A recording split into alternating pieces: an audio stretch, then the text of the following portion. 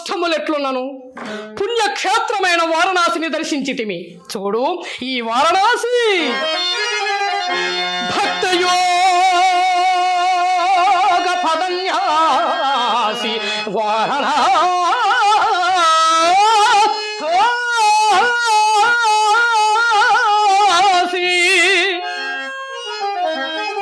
భవదురిత క్షేత్రవక్కరాసి వారణాసి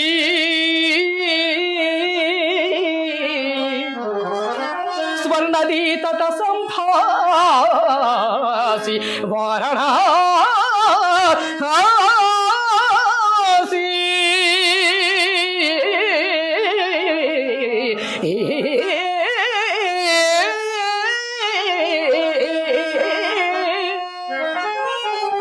పావన క్షేత్రముల వాసి దేవి ఈ వారణాసి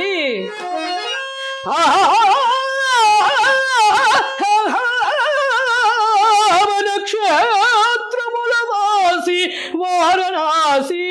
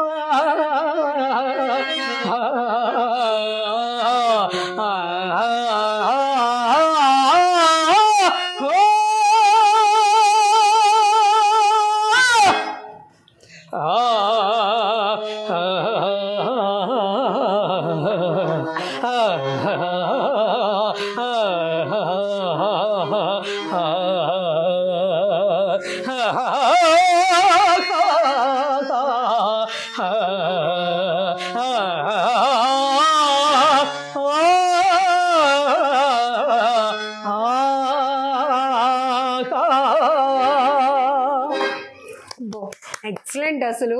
సో హార్మోనిస్ట్కి మీకు ఒక మంచి కోఆర్డినేషన్ ఉండాలి, టైమింగ్, ఎనర్జీ. అసలు ఆ ఎనర్జీ లెవెల్స్ ఎక్కడి నుంచి వస్తాయో కూడా తెలీదు.